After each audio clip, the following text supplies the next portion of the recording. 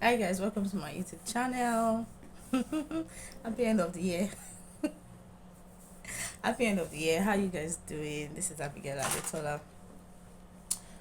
So I'm going to go straight into why I'm making this video. As you can see from the title, why I stopped homeschool. Why I stopped homeschooling in general. So I remember making a couple of videos on homeschool, the benefits, why I started, and all of that. So this video is about why I left. So I remember I was enjoying it, everything was going good. I actually enjoyed homeschool, guys. I enjoyed it a lot. But at some point, I had to travel out of Lagos State. I traveled out of this, Lagos, and when I came back, I had some projects to do outside Lagos.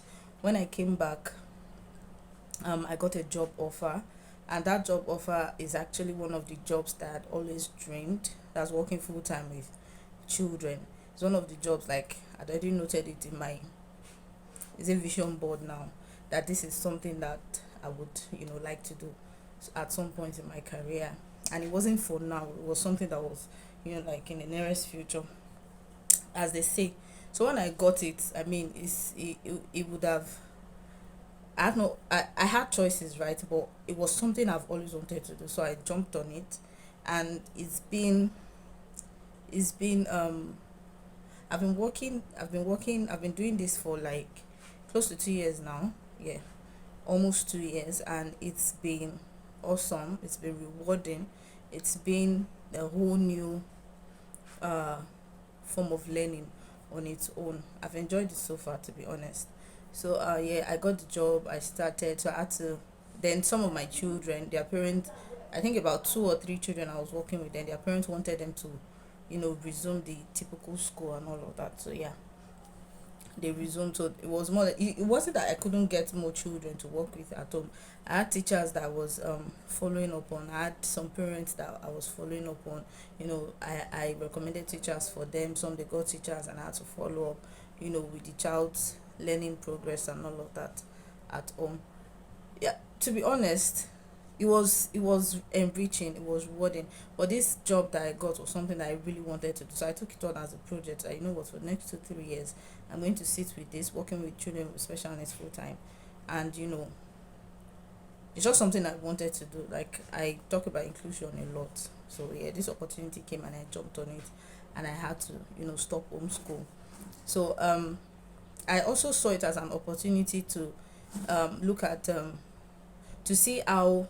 So when I remember I was talking to someone, and she was like, okay, so how does this fit into the homeschool dream? I'm like, okay, so there are children with special needs that that would also that would benefit from homeschool. Yeah, they go for therapies and all of that, but they will benefit from schooling at home. And this is a way to work with them, study their needs. I know that not two children are the same, but getting a getting an overview on how it really works, would help, right? So those are things that I considered in my head. I'm like, okay, so this is not bad after all. Now I also want to use this to talk about job opportunities for teachers. I mean, not every teacher would be in the regular school. Not every teacher will be in the typical classroom. Like, I haven't worked with children with special needs for close to 2 years, and I'm like, nah, I don't think I want to go back to full time, regular classroom teaching. I don't think I want to do that, because I have seen firsthand the benefit of one-on-one teaching, one-on-one therapy with children.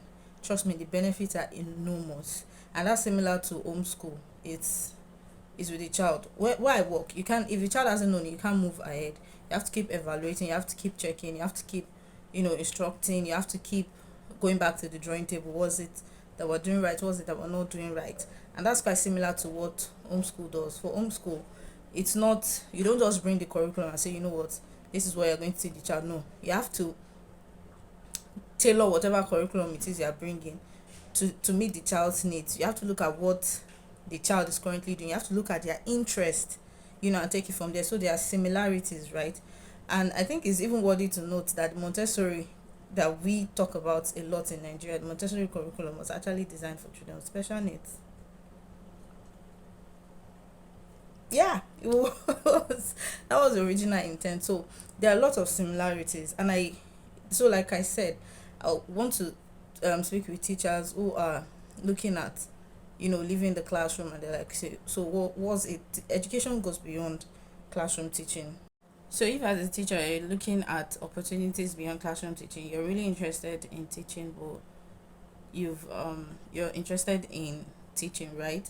And you're looking for opportunities beyond the four walls of a classroom, or you feel like you're being restricted. There's a lot you want to do with children, but you can't do it because the curriculum is designed to rush you. The not rush you. The curriculum is designed to rush the child, either they know it or not. You just have to keep, you know, teaching, and you already know that your mode of instruction is not going to fit every child. That's because you have a deadline to meet as a classroom teacher. Homeschool an opportunity is an opportunity I believe you should look into. We currently have parents who are interested. If you're a parent and you're watching this and you're interested in homeschooling your child, it is possible actually. And if you also feel like you don't have the time because you have to work and all of that, you could speak with teachers, pull words out, speak to consultants that you know, um, speak with teachers that you know if they're interested. If you know one or two teachers who could be interested in homeschool, now is the time to speak to them. Speak to experts. Don't just go into homeschool because that's the in thing now. Going to homeschool because you believe that that is what's best for your child, and you'll definitely find teachers uh who believe in the same dream that you have for your child, and you know go with the flow. Now, if you're a parent who has a child with special needs and you're also looking at homeschool, it is possible. Actually, speak with whatever therapy provider you're using and let them know that, okay, so aside therapies, your child's academic skills and all of that, you really want them to be homeschooled. It is possible. You find one or two teachers who are interested, and if you're a teacher, you're like, okay, so where do I start from? You are interested in teaching children who have special needs, one form of special needs or the other, and you don't know where to start from. Now is the time to look into courses, look into trainings, look into seminars that could help. I have one for children with cerebral palsy. The training is happening next month. I'm going to find a way to put the picture either here or here, or you could follow me on my social media platforms. I'll share it, or you could follow Let's CP Kids Learn. It's led by Miss Tobiloba Ajayi. She runs training, concurrently for teachers and also parents. So if you're interested in working with children is with cerebral palsy, either as a home tutor or you know, I'm talking about homeschool now. So yeah, could reach out to them, attend the training, attend other trainings, attend seminars, attend workshops that you believe would enlighten you on this path you're about to take. And trust me, it's rewarding. If the child hasn't learned it yet, there's no need to rush the child. And homeschool is a child led kind of learning. If it's not, yeah, you may have a curriculum you're working with and all of that, but I know teachers will get what I mean by child led learning. It's very different from the one in school where they give you a list of topics, and then you have different children with different needs in your classroom. And as much as you're I don't know how to explain this, but I don't know if any teacher has been in that space. I have actually. I have children with different learning abilities in my classroom. I'm trying my best. I have maybe like over 20 or 25 children. I'm trying my best to carry everyone along. And then at the end of the term, I still have some learners who are struggling.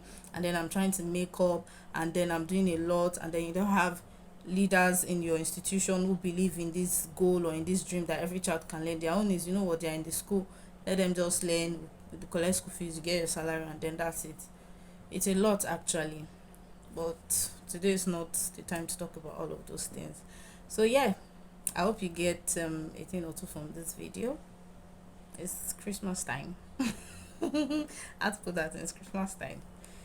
Happy holidays to everyone celebrating this particular season. And of course, my headband is from Friday's Wears.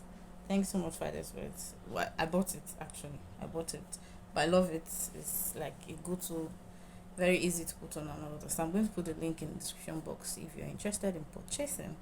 Have a lovely day, everyone, and I'll see you in my next video. Bye.